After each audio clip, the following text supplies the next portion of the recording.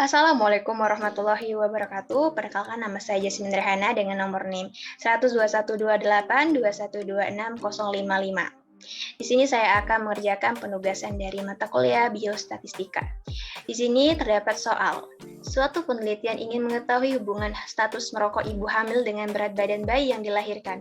Responden terbagi dalam dua kelompok, yaitu mereka yang merokok 40 orang dan yang tidak merokok 50 orang. Hasil penelitian menunjukkan bahwa mereka yang merokok akan melahirkan bayi dengan rata-rata 2,9 kg dengan standar deviasi 0,1 kg. Sedangkan mereka yang tidak merokok melahirkan bayi dengan rata-rata 3,2 kg dengan standar deviasi 0,1 kg. Ujilah apakah ibu yang merokok akan melahirkan berat bayi yang lebih rendah dibandingkan ibu-ibu yang tidak merokok dengan alfa sebesar 5%. Dari soal tersebut kita ketahui bahwa ini merupakan UJT yang tidak berpasangan atau independen. Karena dari UJT yang tidak berpasangan itu disirikan dengan memiliki populasi yang berbeda. Di sini terdapat responden yang terbagi dalam dua kelompok, yaitu mereka yang merokok dan mereka yang tidak merokok. Kita menggunakan rumus T hitung X bar 1 dikurang dengan X bar 2 dibagi dengan standar deviasi populasi. Ini merupakan standar deviasi populasi, yaitu N1 dikurang 1 dikali dengan varians ditambah dengan N2 dikurang 1 dikali dengan varians dibagi dengan N1 ditambah N2 dikurang 2. Kita kalikan dengan jumlah ini dan kemudian kita akarkan dan kita bagi dengan ini, yaitu X bar 1 dikurang dengan X bar 2. Pertama-tama kita merumuskan dulu hipotesisnya. Di sini terdapat pernyataan, yaitu apakah ibu yang merokok akan melahirkan berat bayi yang lebih rendah dibandingkan dengan ibu-ibu yang tidak merokok. Kemudian kita buat H0-nya itu adalah tidak ada perbedaan antara ibu yang merokok akan melahirkan berat bayi yang lebih rendah dibandingkan dengan ibu-ibu yang tidak merokok. Dengan H1-nya adalah terdapat perbedaan antara ibu yang merokok akan melahirkan berat bayi yang lebih rendah dibandingkan dengan ibu-ibu yang tidak merokok.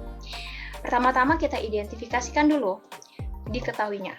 Di sini N1 atau jumlah sampelnya adalah 40 orang. Jumlah sampel yang kedua atau N2-nya ada 50. Rata-rata atau X bar-nya adalah 2,9. X bar 2-nya ada 3,2.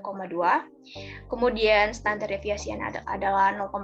Standar deviasi 2-nya adalah 0,1. Kemudian alfanya adalah 5%. 5% ini kita ubah menjadi 0,05. Oke, langkah yang pertama adalah kita mencari dulu nilai dari X bar 1 dikurang dengan X bar 2. X bar 1 kita kurangkan dengan X bar 2.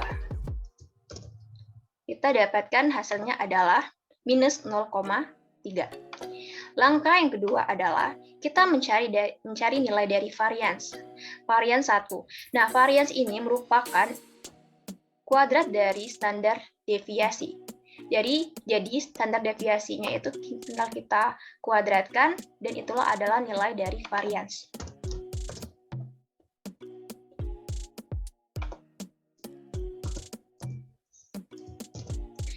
Kita dapatkan hasilnya adalah 0,01. Yang kedua adalah kita mencari varians yang kedua. Caranya sama, tinggal kita kuadratkan standar deviasi. Didapatkan hasilnya adalah 0,01. Langkah yang keempat, kita mencari nilai dari ini. Nah, di sini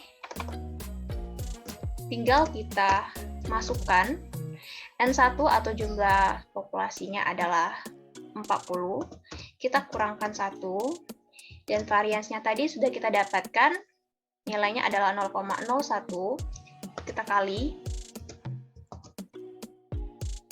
Kemudian kita tambah dengan hasil dari ini, yaitu populasi yang kedua adalah 50 dikurang 1, kita kali dengan varians yang kedua. Didapatkan hasilnya adalah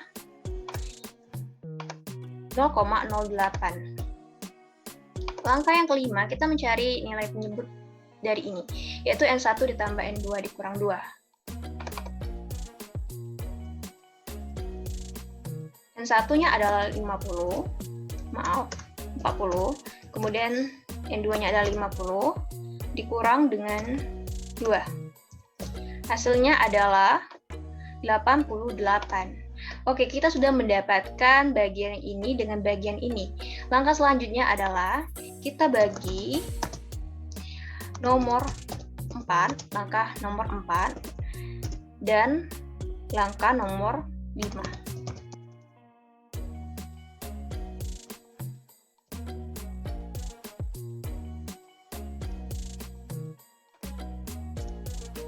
Hasilnya adalah 0,01. Langkah yang ketujuh, kita mencari nilai dari ini.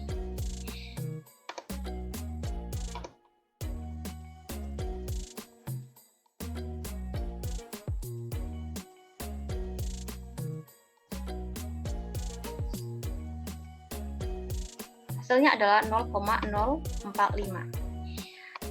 Oke, kita sudah mendapatkan nilai dari standar deviasi populasi dan nilai dari 1/N1 ditambah 1/N2. Langkah selanjutnya adalah kita kali langkah nomor 6 dan nomor 7.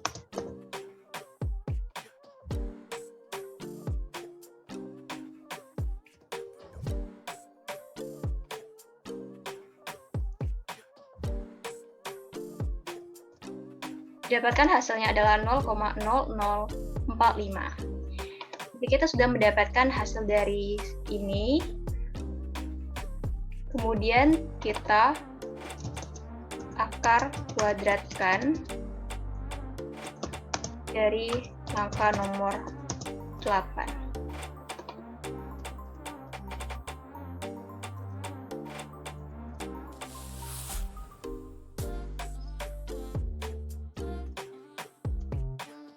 Dapatkan hasilnya adalah 0,021213203.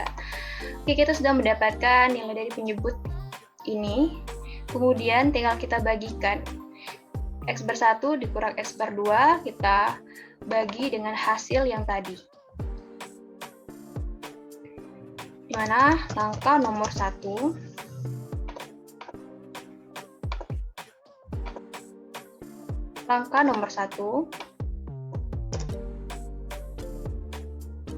dibagi dengan langkah nomor 9.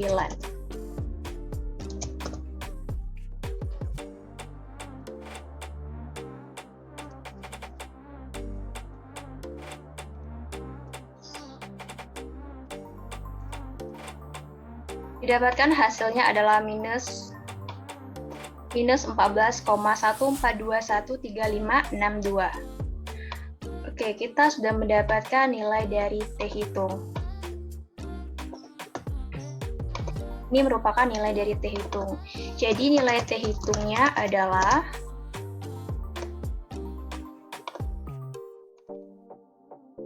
minus 14,14213562.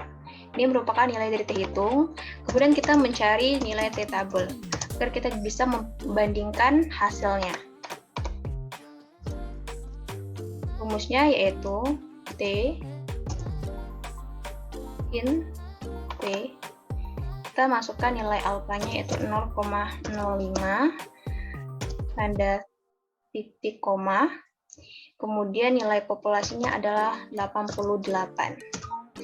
Kita dapatkan hasilnya adalah minus 1,662354,029. Ini merupakan nilai dari T tabel, nilai T hitung, dan ini merupakan nilai T tabel. Kemudian kita buat kesimpulannya.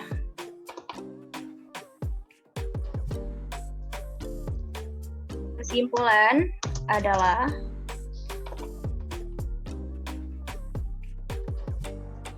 nilai T hitung itu lebih kecil dari nilai dari T tabel.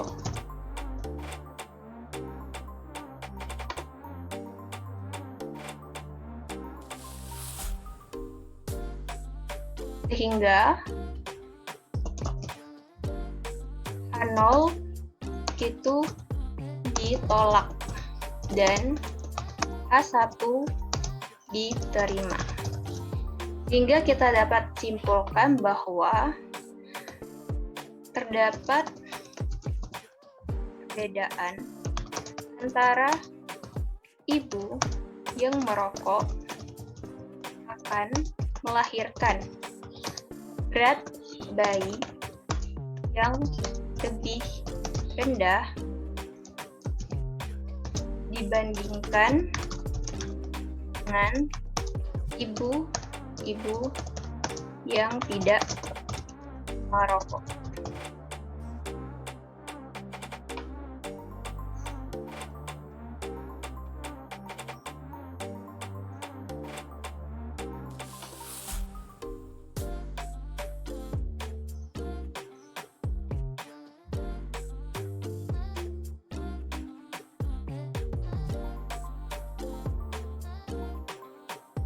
Oke, dapat kita simpulkan bahwa nilai T hitungnya adalah minus 14,1421356 dan nilai T tabelnya adalah minus 1,662354029, di mana nilai T hitungnya itu lebih kecil dari nilai T tabel, sehingga H0 itu ditolak dan H1 diterima. Sehingga terdapat perbedaan antara ibu yang merokok akan melahirkan berat bayi yang lebih rendah dibandingkan dengan ibu-ibu yang tidak merokok. Baiklah, sekian pemaparan dari saya. Saya mohon maaf jika ada kesalahan kata. Saya akhiri, wabillahi taufiq wal hidayah. Wassalamualaikum warahmatullahi wabarakatuh. Terima kasih, semoga bermanfaat.